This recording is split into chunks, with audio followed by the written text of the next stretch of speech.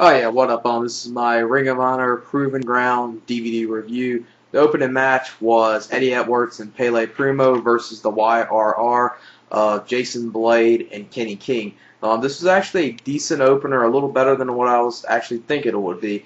And it's actually a decent overall match. Good back and forth action, like I said. And the YRR come up with the victory after Jason Blade and Kenny King hit this Dominator kind of neck breaker combination to Pelle Primeau for the victory. So Jason Blade pins him in about a 2 1/4 star match. Pretty decent match. The next matchup was a women's match between Alexa Thatcher and Daizee Haze. And this was actually a decent women's match. One was actually, it wasn't good, it wasn't terrible, it was just a decent match between these two. Saw some good stuff from Daizee Haze. The end of the match comes when Daizee Haze hits the heart punch, Yakuza kick into a mind trip combination to pin Alexa Thatcher. About a 2-star match. Some of it was actually a pretty good match. Then the next match was Ruckus versus Claudio Castagnoli. This was a decent match. It started off a little slow, then it started to pick up. Claudio Castagnoli is one of those guys that do a great job with smaller guys and make them look real good. Raucous did some good stuff in here, Claudio did some good stuff in here too. Good back and forth action. Problem I have with this, the ending came out of nowhere. It was just Claudio hit a bicycle kick and pinned Ruckus for the victory, so that really hurt the match. But you saw some good overall stuff in this match. I would say about 2.5 stars. You did see some good overall stuff in here.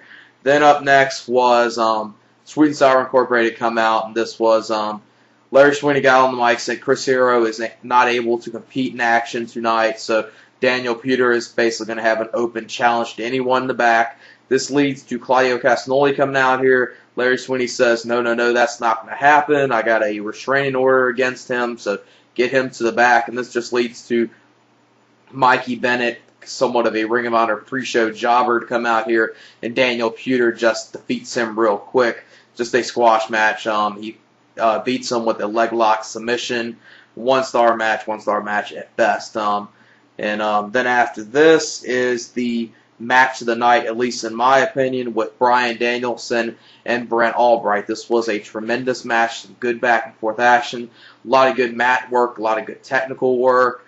Saw some good intensity from both of these two. Really enjoyed this match, and this be the one match that I will say, if you're a fan of Bryan Danielson and if you're a fan of Brent Albright, which I'm a fan of both of them, then you might want to check this DVD out. Other than that, I don't know if I would recommend this DVD, but this was a very good match between the two. The way the match ends is Brent Albright gets put into the triangle choke submission hold. Bryan Danielson hits him with his repeated elbows, and then he ends up tapping out. So Bryan Danielson is the winner. Very tremendous match, about 3 3/4 stars. I enjoyed it that much. Then the next matchup was Kevin Steen versus Necro Butcher in a street fight. This is just a typical street fight with Necro Butcher. Nothing special, but it was a good overall street fight. Saw some good stuff from Kevin Steen in this match. Kevin Steen is a tremendous talent that I see a lot of good stuff from him, possibly a future Ring of Honor World Champion, and him and El Generico definitely need to be the next Ring of Honor Tag Team Champions, or at least get the tag straps sometime this year, I would say. You saw some stiff punches from Necro Butcher in this match. Kevin Steen hit his sweet Swanton bomb onto Necro Butcher. The match ends with Necro Butcher getting put into a package pile driver from Kevin Steen onto a chair. So Kevin Steen comes up with the victory. About a 3-star match. Saw some good stuff in here, but I thought these two could have possibly pulled a better match off, but still it was a little enjoyable. Then after this, Kevin Steen just does a promo after this, talking about, I guess, him and El Generico. El Generico's match coming up next, and make sure he stays safe and stuff. Nothing much with this promo at all. Then the next matchup is Sal Rinuaro versus Delirious, and this was a match that started off terrible and ended terrible. It wasn't a good match at all. This was a complete dud. I'll give this match a 1.5 stars, and the only reason why it's not getting a 1 star is I saw Delirious was trying his best to make Sal Rinuaro look good, but he couldn't quite do it. Delirious comes up with the victory after putting him into the Cobra stretch submission hold, and Sal Rinuaro taps out in a very, very terrible match. Then the next matchup was El Generico versus Roderick Strong. And in this match, it started off a little slow and methodical, then started to pick up. But the one thing I was expecting a whole lot more from this match, because I've seen these two wrestle each other in different promotions and tag matches and singles matches, so I was expecting a whole lot more from this. But it did have some good stuff in it from El Generico. He got in his stuff. Roderick Strong did a lot of his chops, backbreaker combinations. The match ends with him hitting the gut buster to El Generico, then hitting the Gibson driver for the victory. About a 2 3/4 star match. I was just looking I thought this match could have been a little better, but still, for what it was actually a decent match. Then up next was the FIP heavyweight title match between Austin Aries and Erick Stevens. And this was another match that was very good. Good back and forth action. Two former members of the Resilience, so this is basically two former partners taking on each other. So this was very good. Enjoyed it a whole lot. Austin Aries did good stuff in here. Erick Stevens did a lot of his power maneuvers. Really enjoy both these guys, and I'm a fan of both of them. The way this match first ends is you see Erick Stevens in the crowd. Austin Aries does a dive, and both of them, due to the FIP rule, which is a 20 count on the floor, they both don't get in the ring by the 20 count. So it's first ruled a double count out, but Erick Stevens then gets on the mic saying, no, we're not going to end it like that. I want to be a fighting champion. I want to go out here and actually give what the fans what they want, and that's what they want is a winner. So the match gets restarted. At first you see Austin Aries try to hit the brainbuster real early. Erick Stevens reverses it. Then Austin Aries ends up finally hitting the brainbuster, then going up to hitting the 450. Erick Stevens blocks it with his knees. Then you see at the end of this, Erick Stevens coming up with a victory by hitting a sick lariat to Austin Aries, then hitting his Dr. Bomb for the victory to still, at the time of this DVD, to be the FIP heavyweight champion in a very good match. I would say about 3.5 stars. I was tempted to get 3 3/4, but I thought that might be giving it a little too much. But I did enjoy this match a lot.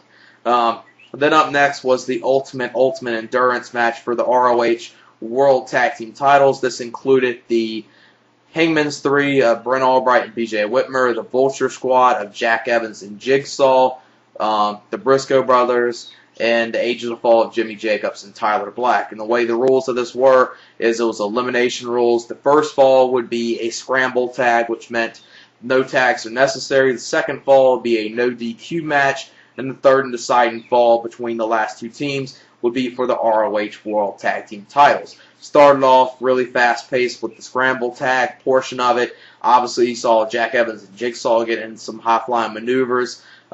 This first fall didn't last that long. Let me see. Let me look this over. Yeah, the first fall ends with Albright pinning Jigsaw, so that eliminates the Vulture Squad. Then it starts off with the no DQ portion of the second fall with 3 teams left. And the mark-out moment of this match was when you saw the Age of the Fall and the Hangman's 3 attacking the Briscoe brothers. And during one portion, you see BJ Whitmer and Jimmy Jacobs have a stare down. You know, basically foreseeing their feud that they had. And you see Jimmy Jacobs pull out a railroad spike. Then you see BJ Whitmer do the same thing. You thought they were about to hit each other. But Jimmy Jacobs basically said, let's just get rid of the Briscoes as quick as we can, and then we'll finish what we have with each other for the ROH World Tag Team titles. So at that point, you see them get apart, and you see them attack the Briscoe brothers. Briscoe brothers both get busted open real bad. And then later in the portion, you see BJ Whitmer end up attacking the Age of the Fall and hitting an exploder to Tyler Black from the ring to the floor, and it ends with this fall ends with the Briscoes and BJ Whitmer in the ring. Briscoes are double teaming him. Jay hits a J driller to him. Then you see Mark outside the ring with a huge ladder, climbed up the ladder that was placed on the floor, jumped to the ring, with a big splash, and that eliminated the Hangman's 3. And then the last fall was the Age of the Fall of Tyler Black and Jimmy Jacobs versus the Briscoe brothers. And just like you would think, these two worked very good with each other. This was a very good overall match from start to finish, and enjoyed it a lot. You saw some good stuff from Tyler Black in this match, and Jimmy Jacobs and the Briscoes. These two teams work very good with each other. The Age of the Fall come up with a victory after Tyler Black hits the Phoenix Splash for the victory. And the Age of the Fall at this DVD are the tag team champions, and I would say about a 3.5 star match. Overall, I would give the DVD about a 7.75. A show I would say is worth checking out, but not a show I would say that's worth going out your way to seeing, but you will enjoy it, especially if you're a fan of Brent Albright and Bryan Danielson. You will get it just for that match because I enjoyed it that much.